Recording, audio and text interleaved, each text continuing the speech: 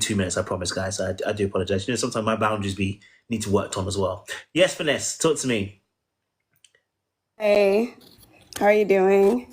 How you doing? You're right. Good. Yeah, I'm doing good. I just wanted to first say thank you to everybody for sharing their stories. Like, they really help, and I relate a lot with what you guys talk about. So it helps me. And that brings me to the first thing I wanted to bring up, which was like just piggybacking off of what you were saying, which is self-acceptance. And I feel like I got it twisted in my mind to some degree because like I try to be very real with myself in terms of like how I am. And I've decided that I was like annoying and then I accept that. And I'm like, okay, so that just means I need to isolate myself. So like, I don't think that's what you mean when you say self-acceptance, you know? And then I also wanted to touch on accountability a little bit. And like, I do take accountability for dating like the guys that have made me feel really bad and everything. But like, what if they lie? You know what I mean? So how can I take accountability for them like wearing a mask? You know what I mean? I guess there are red flags a lot of times, but I wonder about that. And then I just wanted to get your opinion on something really quick as well. I was talking to this guy and I really, really liked him and everything, but he never puts the effort into seeing me. So I basically expressed that to him through a text this morning, and he never responded. Well, he hasn't responded yet, and it's already like 5 p.m. So I just want to be quick about it. So what do you think about what I said?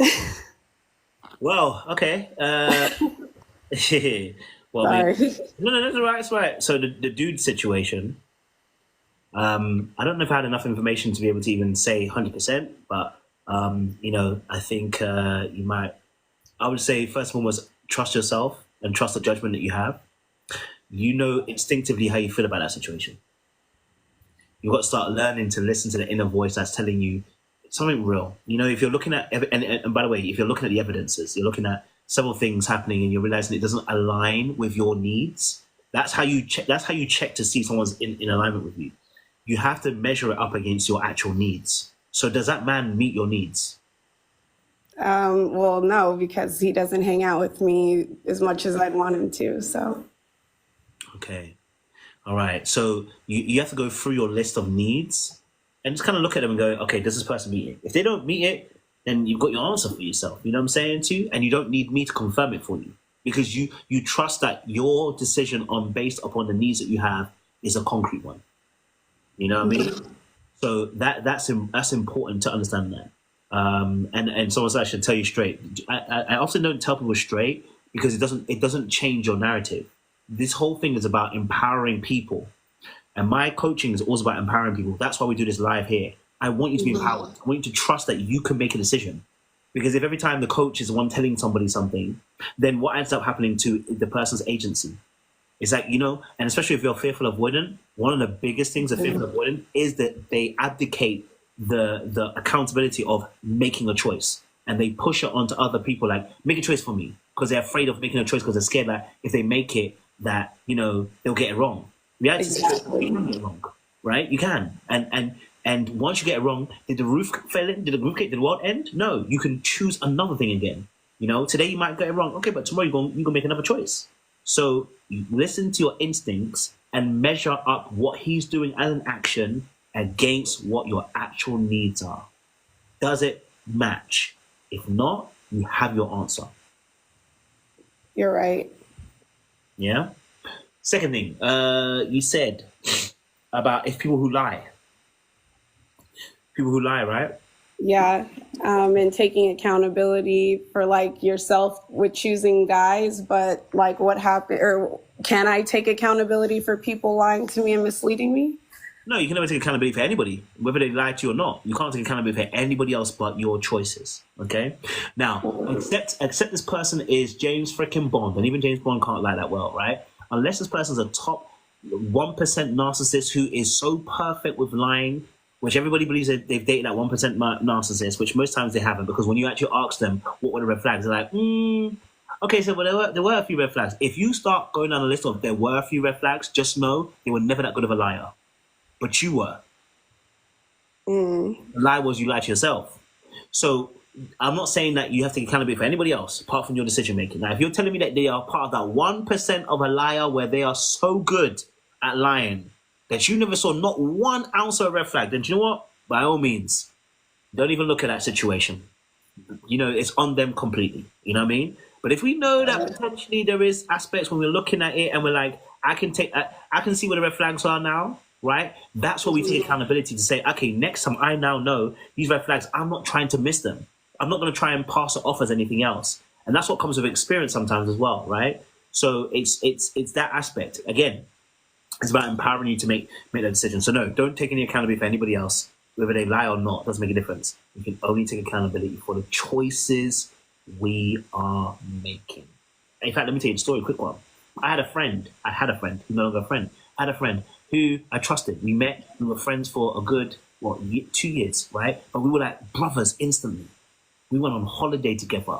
You know what I'm saying to you? We chilled, we vibed, right? Let me tell you what happened. One day, he was running a business situation, right? Now, he never really fully asked me to invest in it, but he kind of did, but didn't. Yeah? So obviously, then I end up saying to him, bro, yeah, do you know what, bro? Okay, I'm seeing you're making money. I'm seeing that, he's always in a brand new car because he does rental, but he's always in a brand new car. And I wasn't necessarily looking at it. I was just thinking about how I can make more money. I was already making money, but I was thinking, how can I make more money? I had some money in savings. Can I make more? And then, so we started talking, and he's like, yeah, bro, look, I buy cars and I sell them on. I was like, oh, okay, that's why you have so many cars. He's like, yeah, bro, that's why I always have a car. Like, I don't keep it. I buy the car and I sell it. So I'm thinking to myself, okay, cool. Now, I don't want to be a person that's fully involved in the business. I want to be like a business angel. I put some money in. I get a percentage back. I don't need a full percentage. I just need some money back for it and then a little bit of my investment back, right? So cool. I'm thinking to myself, great. So then obviously now, he ends up doing the business, whatever, okay? And then suddenly, after like a month or two, the cars were in a lock-up garage and they couldn't get the cars out. Oh. Right? So now I'm asking her, bro, like, what's happened to the business? He said, bro, listen, fam, I went to a garage. You can come with me today, bro, if you want to come, bro. They've locked up the garage. The man is nowhere to be seen. He said, I know where he is, though, but I have to. But at the moment, like he's a bit lost, but I know where he's staying normally. I said, all right, cool, I'm gonna trust you with it. Now, are you looking at me like we were the fool right now? Are you wondering about me right now? I mean, See? made a decision. So now obviously I'm like, but you know what? I trust him.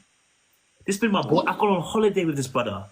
Listen, the bank that he banks at, I was working at. So how are you trying to scam somebody who works at the bank that you have money going into? Gosh. You get what I'm saying, Chu? I'm not even trying to think you could scam me because I'm thinking to myself, we've been boys. You've rolled with me. You've taken me to different places. We even go to the same church. Wow. You know what I'm saying, Chu? Right? Yeah. We know the same people. So I'm not even trying to think that you could scam me.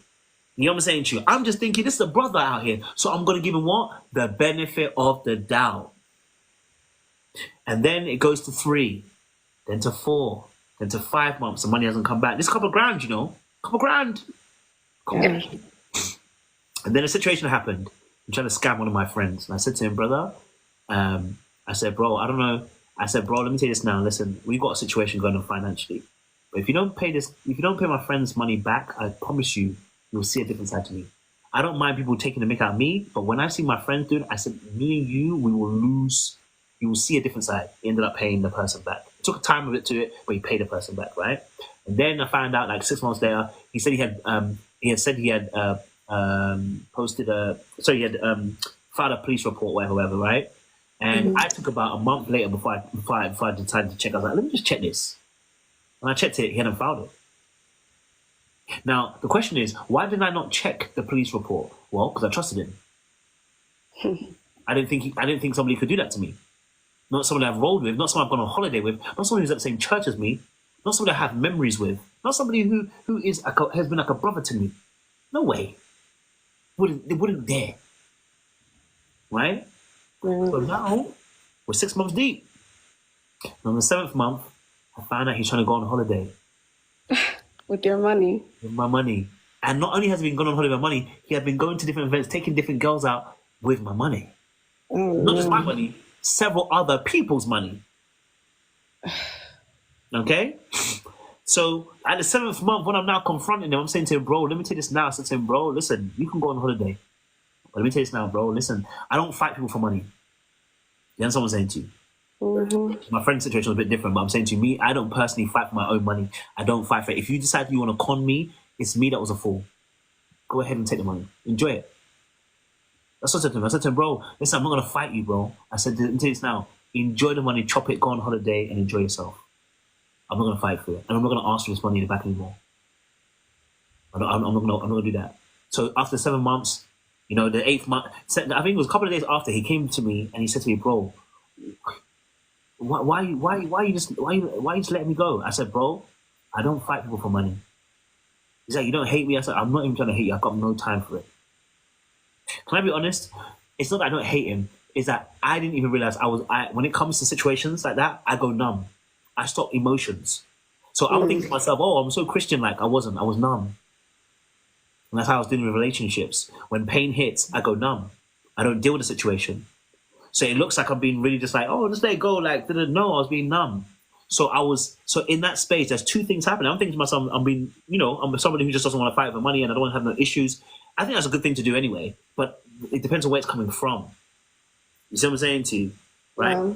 So now he's in front of me in the car and he's confused because he's thinking to himself that I should be angry, I want to fight him, I want to kill him. I said to him, bro, listen, you got enough people on your neck that want to do that to you.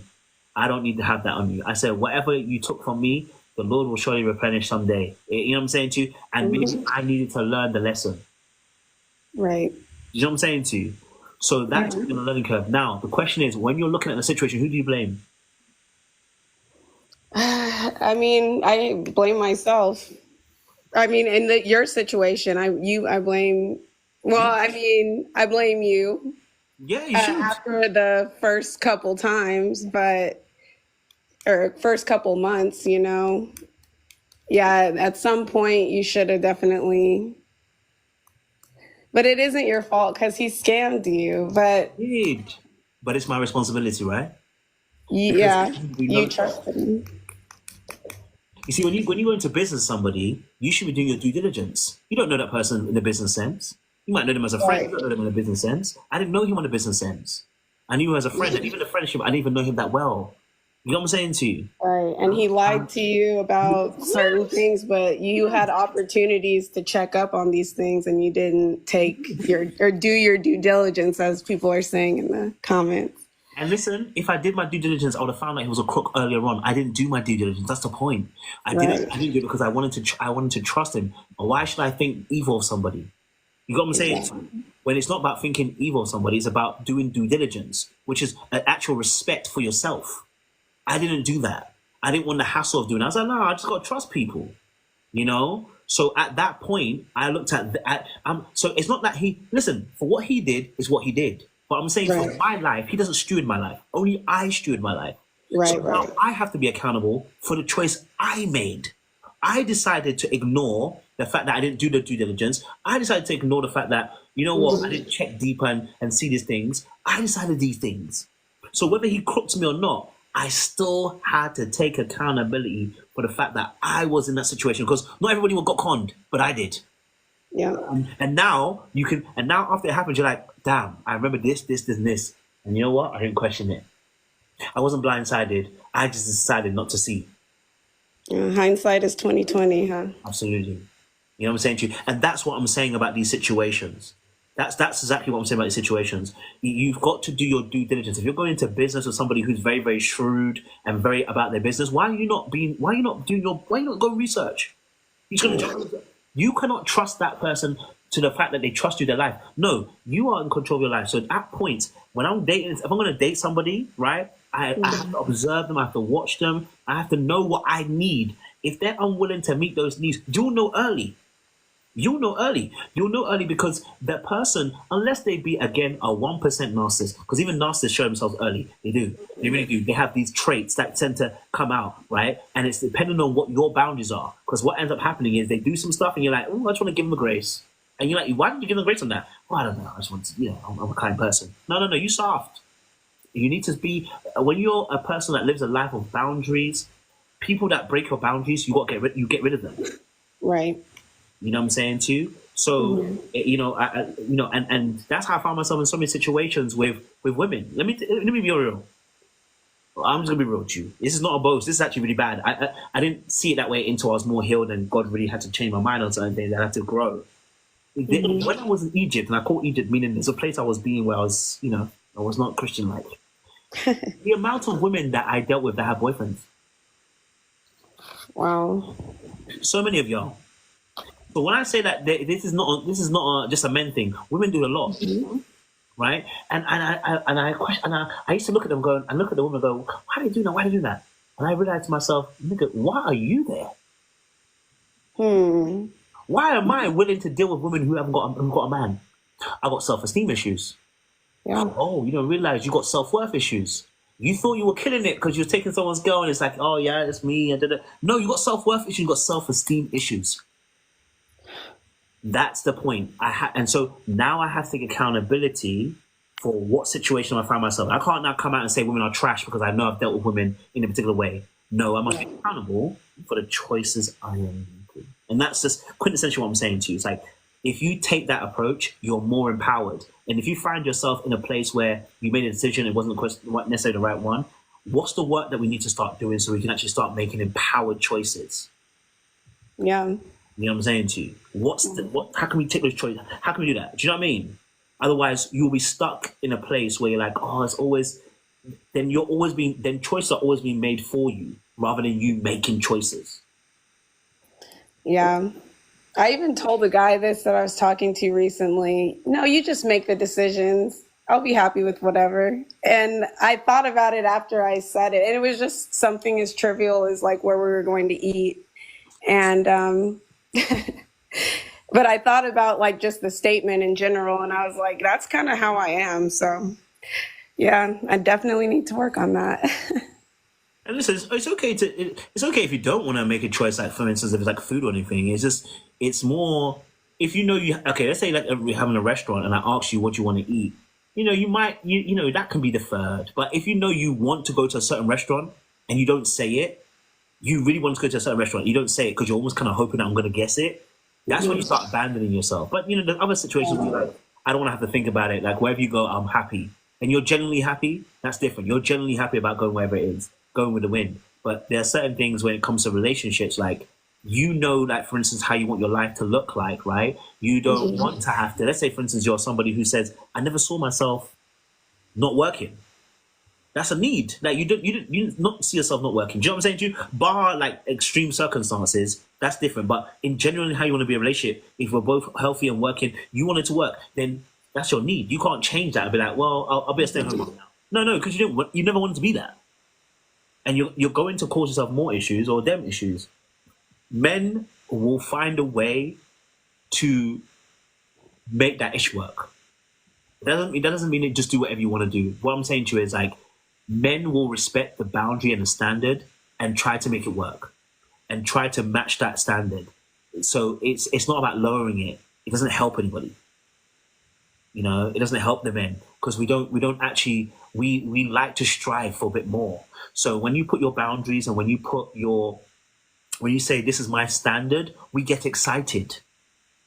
I can guarantee you. Yeah, no, for real. We get excited. Those who have the ability to will get excited. The ones who don't get excited are the ones who know they can't do it at all. I don't get annoyed about women that tell me they have a man that's 6 figures. If I can't match it, what am I getting vexed for? I need to go for my level. You know what I'm saying to you? It's why I get stressed. But men who get stressed about those things, oftentimes, it's not because women have unrealistic ideas. It's because they themselves are detesting themselves and they don't believe that they have a value. So they feel like the girl that they actually want doesn't value them too. But it's because you don't value you. So for the men, they need to value themselves. They need to value what they bring to the table and choose people that are going to like you. I don't go to places that people don't want me. I don't like me. What's the point? So same for you in that space. Give the standard because we want the standard. That's what makes you sexy. I can't even lie to you.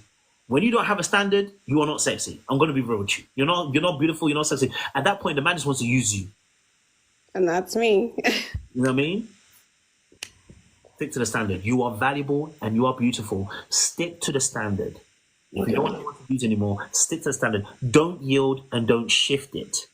He may go, fantastic. If he goes, he's showing you who he is. There's a lot of men that are going to stay. Yeah. Hopefully the ones that I like will stay. That's the problem. You see the ones that you think you like, you don't like them. Your trauma is informing you of who you like. That's why the ones that are using you, the ones that you're liking, because you wouldn't let the one that doesn't like you use you. Huh. Oh boy, that is just open up a can of worms right there. Open the can. What are you talking? What's the can? Open the can so we can get the worm in there. What's the can?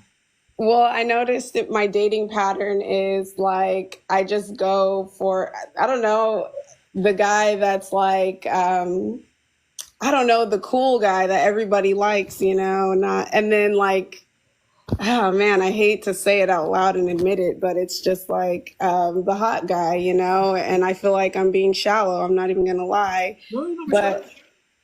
like, or the guy that I'm attracted to at least. But if I'm not attracted to him physically, like I noticed he's a guy that really likes me, but maybe it is because I set a standard because I'm just like, nope, we don't get close as quickly because the physical attraction Isn't there? or lack thereof causes a boundary. So, Listen, powerful. What you just admitted there, powerful, right? Because now you're being honest. You know what I'm saying to you? Now you're being honest, and that's a powerful place to be. So don't be afraid. Listen, the guy that you like, that you fancy. Please, I don't tell women. I have made it a thing. Please, never choose any man that you don't find attractive. What's the point? You're not going to give him your best. You know how I know? I've seen it. When the women choose men that they don't really fancy, listen, I mean, there's a section of women who can do it. Let's be honest. There's some women that can do it. It's always an exception. But a lot of you give yourself 80% to that relationship because every time you look at that man and he makes you annoyed and you see his face, you say, that ugly man. How dare you? Who do you think you are? When you wake up and you turn your head and you see his face and he's snoring. There's but I hate to be like in your that. spirit. You know what I'm saying to you? So please don't choose us if you don't find us attractive. The man that will be attracted to you, the man that you're going to find attractive, he's there.